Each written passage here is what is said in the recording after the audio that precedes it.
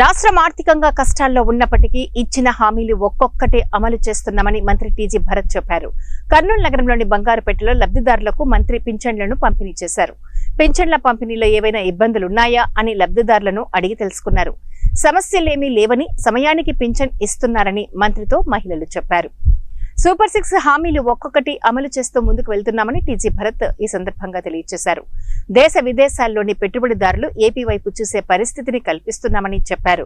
తమ ప్రభుత్వం తీసుకువచ్చిన ఇండస్ట్రియల్ పాలసీ వల్ల ఏపీకి పెట్టుబడులు పెద్ద ఎత్తున వస్తున్నాయని అన్నారు.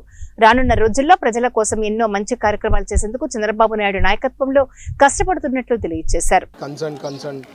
వాళ్ళ అసెంబ్లీ సెగ్మెంట్స్లో ఖచ్చితంగా పెన్షన్ ప్రోగ్రాంలో పాల్గొనాలా, వాళ్ళకి తెలియాలా దాని ఇంపార్టెన్స్. ఎందుకంటే మీ అందరికీ తెలుసు చాలా కష్టాలు ఉంది, ఫైనాన్షియల్ సిచ్యువేషన్ చాలా బ్యాడ్.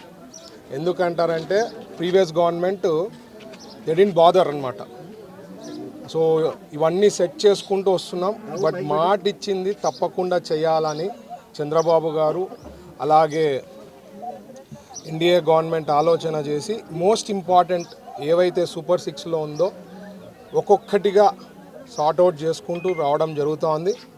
ఈరోజు కూడా ఏదైతే డిజేబిలిటీ, పర్మనెంట్ డిజేబిలిటీ ఇట్లాంటివి కూడా ఇప్పుడు ఒక పెన్షన్ తాలూకా డయాలసిస్ పేషెంట్కి కూడా 10,000 ఇవ్వడం జరిగిందనమాట. సో ఇది ఎక్కడా లేదు ఇండియాలో. దాదాపు 3,000 కోట్ల పైన నాకు తెలిసి మంత్లీ ఎక్స్పెండిచర్ ఉంటుందన్నమాట గవర్నమెంట్కి.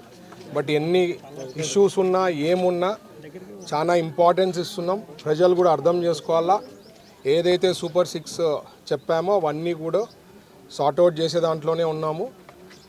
తల్లికి వందనం కూడా ఈ ఇయర్ బడ్జెట్లో కేటాయించడం జరిగింది. త్వరలో అది కూడా ఐ థింక్ ఏప్రిల్ మేకి 15,000 ప్రతి ఒక్కరు, అంటే ఎంతమంది పిల్లలు ఉన్నారో అంతమందికి ఇవ్వబోతున్నాము. సో ఇట్లాంటి ప్రోగ్రామ్స్ అన్నీ కూడా ఓన్లీ పాసిబుల్ ఎన్డీఏ గవర్నమెంట్లోనే. సో ప్రజలు కూడా కొద్ది పేషెన్స్గా, ఎందుకంటే 5 ఏళ్ల కిందట డిస్ట్రక్షన్ జరిగింది కాబట్టి ప్రతి ఒక్కటి సార్ట్అవుట్ చేసే దాంట్లోనే ఉంటాం. ఇది కాకుండా డెవలప్మెంట్ అనేది కూడా పెద్ద ఎత్తున డెవలప్మెంట్ కూడా జరుగుతోంది.